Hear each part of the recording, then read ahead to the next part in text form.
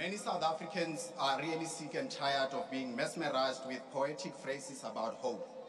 They are frustrated about being rallied to be resilient when their lives are a daily struggle for survival. They no longer need stories enticing them to reimagine the future when they live in despair. Because for many South Africans, the hardships that they endure daily are inflicted by the ANC government.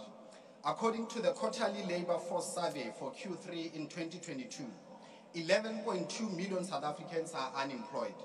10.2 million young people between the ages of 15 and 20 are not in employment, education, or training. They lack the skills or the qualification that will give them a chance of ever finding a job in their lifetime. This is the greatest betrayal of a generation of young people.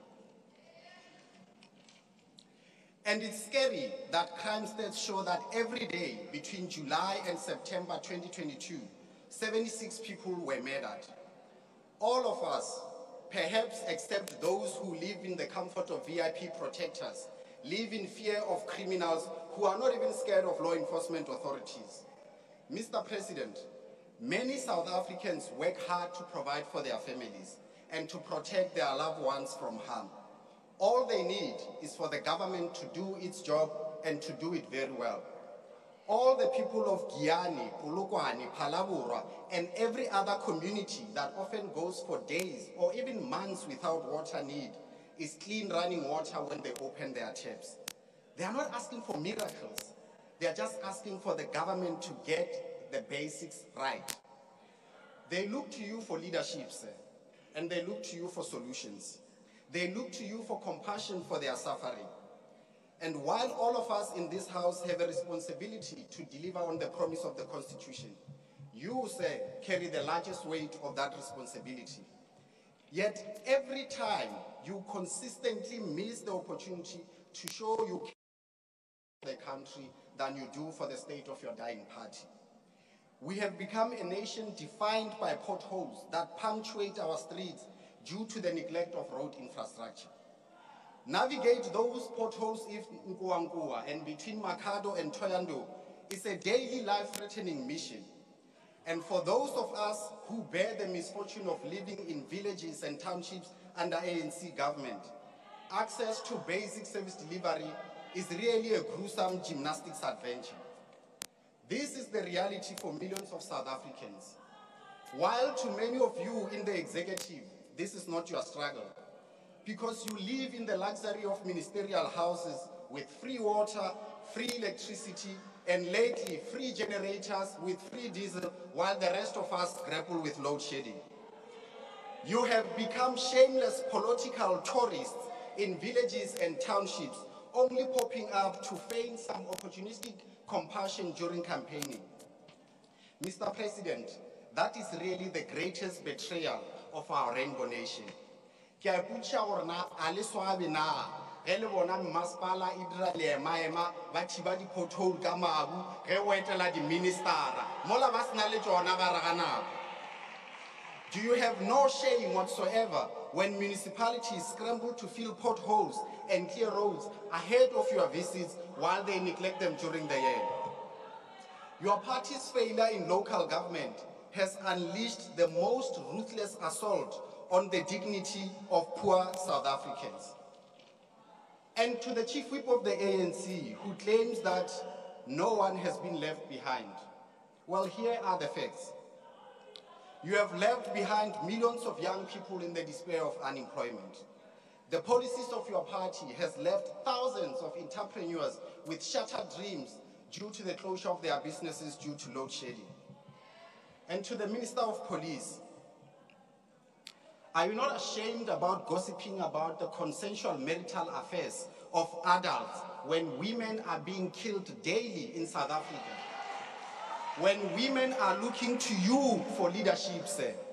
And if you so much cared about gender-based violence, why have you or your party not said anything about the arrest of one of your members of parliament for murdering his wife?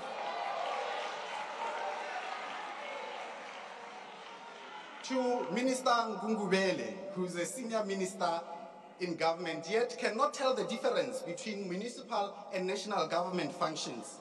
The reality is that police functions, sir, are the responsibility of national government.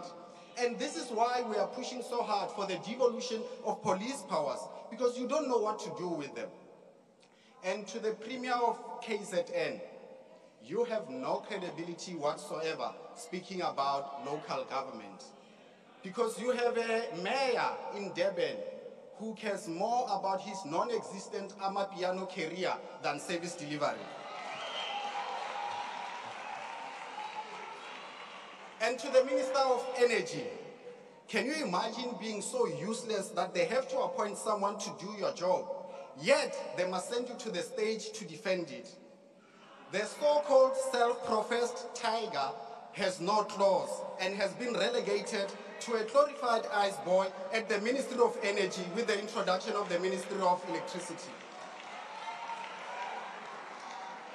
And to Honorable Nkadimeng, the former mayor of Polokwane, Auswabi Nama, Reoboli mayor of Polokwane, Mitsemi Chukwa Polokwane, Tropong Limahaye, Dibe Dillaka Meti, Legani Biano, Meti is Alevotata, Mara Honawotamoto Sasanka or Bujaka di Trelo Chidiang Chabi. But the contrast is clear. For those communities who experience the DA government, they know the quality of life is better where the DA governs. Right now, the people of Umgeni can testify that life is getting better under the mayoralty of Chris Papas. They now know that the DA appoints municipal workers who are fit for purpose in a fair and transparent manner, unlike in the past where jobs were reserved for ANC cadres. The people of Umgeni now know how it feels to have a government that truly cares about vulnerable residents.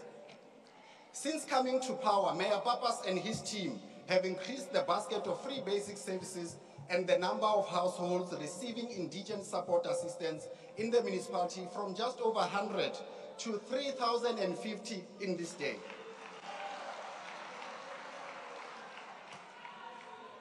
And right here in Cape Town, Mayor Hill Lewis is leading a revolution in infrastructure investment worth 120 billion that will be the foundation for economic growth in the city for the next 10 years.